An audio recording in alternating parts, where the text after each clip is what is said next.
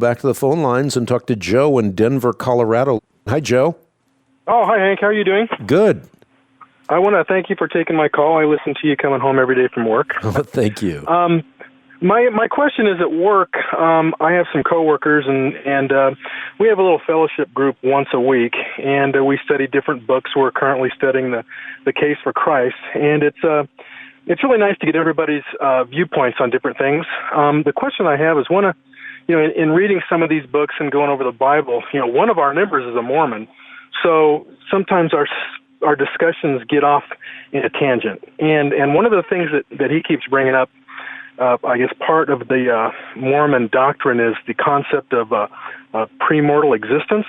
Yep. Where I always thought we became once we were in the womb. I mean, we acquired our souls there, but I think the Mormons believe that we existed before that. And he even brings up, in Genesis 1, God created, and he says that, created means something to the effect that made out of pre-existing energy or whatever. But I guess my question is, how does the Bible treat premortal existence? He had mentioned that even the church was debating that for about 4 or 5 centuries before they finally kind of threw it out.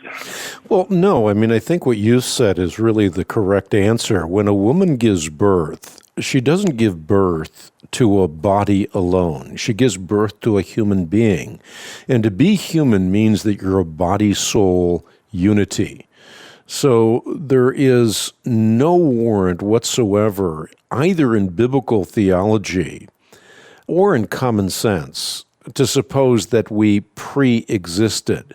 This is something that is made up, again, ad hoc by the Mormons, but does not have any basis in reality whatsoever. I mean, what they perceive is that there's a father God and a mother God, and they are bearing spirit children. And they have a long convoluted idea of, well, we have to give those spirit children bodies. And that's what happens when Mormons have lots of children. They're giving the spirit children who live in the preexistence, they're giving them bodies to inhabit on earth so that they can become gods.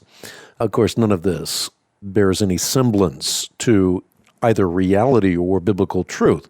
And you certainly can't go by the teachings of Joseph Smith because he had a fertile imagination and his stories kept evolving over time. This is one of the reasons, by the way, that Mormons are losing a lot of adherents because of the Google effect. They can now see for themselves the evidence that Mormonism, certainly the Book of Mormon in particular, does not correspond to reality. Well, thank you. For the readers out there, there's a book out called How Wide the Divide, written by Gary Blomberg and Jeffrey Robinson. That really gets into a civil discussion of the differences. There are commonalities, but there are obviously a lot of differences. And actually this book really explains, they both explain their point of view and then come up with a conclusion. I thought it was a well-laid-out book. Well, let me make a comment about that, because how wide is the divide is the question that they're attempting to answer. And you're right, it was Stephen Robinson, who's a professor at Mormon University, BYU, and Craig Blomberg, a professor at a Christian seminary in Denver.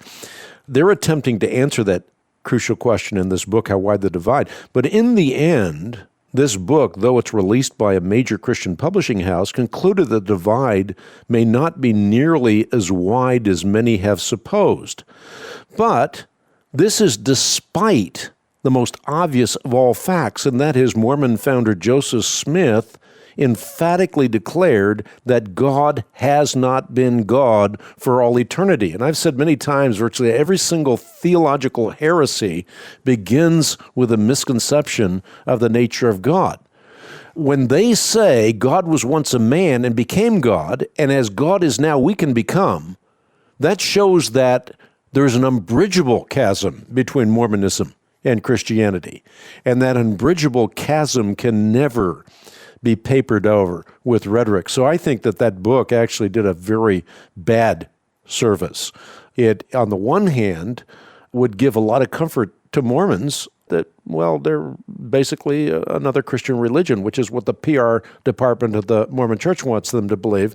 On the other hand, it would make Christians think, well, we don't really have to evangelize Mormons because, well, they pretty much believe what we believe. That's absolutely false. Mormonism could not be more different from Christianity, and certainly Joseph Smith understood that, and the early followers of Mormonism understood that. Now, because of all of the missteps of Mormonism over the years, they're trying to paper this over with rhetoric. Well, thank you for clarifying that, because I did read the book, and it did seem to me like, there is a wide divide, but you're right, it seemed to trivialize it a little bit. Well, I sure appreciate your call. God bless you, Joe. Sandra Tanner, who's the great-great-granddaughter of Brigham Young, said that the Mormon Church has a PR department probably better than anybody else.